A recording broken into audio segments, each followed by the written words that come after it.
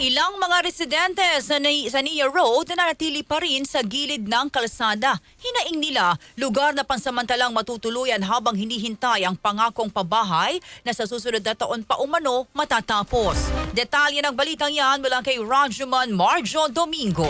RNN Live Report! Katiyakan, ito ang hinaing ng ilang mga nasunugan at mga residente na tuluyang nasira na ang kabahayan dito yan sa Nia Road, Barangay Pinyahan, Quezon City. Pangamba nila, saan ngayon sila titira kung ang pangakong pabahay ay sa susunod pa na taon matatapos.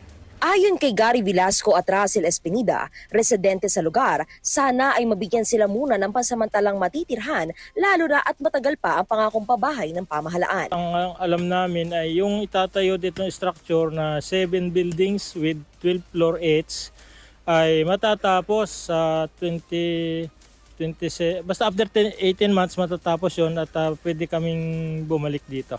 Bali po nananawagan ako sa local government at the same time sa national government na matulungan ang lahat ng fire victims at magkaroon ng staging area upang magkaroon naman ng kahit papaano ay maibsan yung desperadong buhay at yun po ang hinihingi namin sa kanila. Yung mabigyan kami mga bahay ba na matitirahan namin.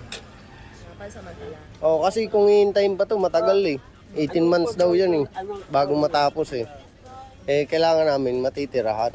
Ayon naman kay Chloe Similiano, hindi sapat ang perang ipinamahagi ng pamahalaan para makapaghanap sila ng pansamantalang matitirhan habang ginagawa pa ang nasabing umano'y pabahay para sa kanila. Yung inaano lang naman po namin, assurance lang naman po na may mababalikan kami kung pwedeng gumawa sila ng papel na katunayan na may babalikan kami pagtapos neto. Para kung sakaling di maging totoo, kahit paano, mahirap man kami, may panlalaban kami na binigyan nila kami ng papel, assurance na may babalikan kami. Yun nga, may natatanggap kami, pero hindi po yun sasapat para mangupahan kami. Bukod dito, dagdag pa ng ating mga nakapanayam na habang nasa kalsada pa rin sila namamalagi, ang problema rin nila sa palikuran. Siyempre ngayon na tinitibag na yung mga bahay, dinidemolish na. Siyempre yung CR po dito sa amin, paano pag natibag na po yung CR? Saan po kayo mag-CR? Usually ang nahihirapan po talaga is senior citizen pati PWD.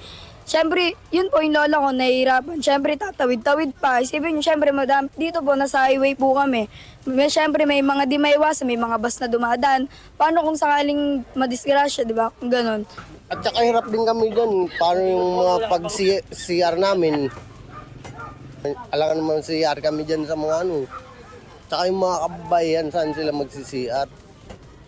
Buti kung papayagan sila sa mga building dyan na maayos, pasiyarin sila dyan.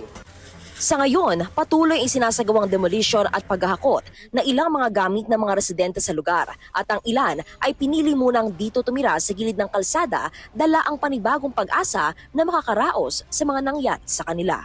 Kasama mo sa DZXL RMN Manila, Rajuman Marjo Domingo, Tatak RMN. RNN Network News!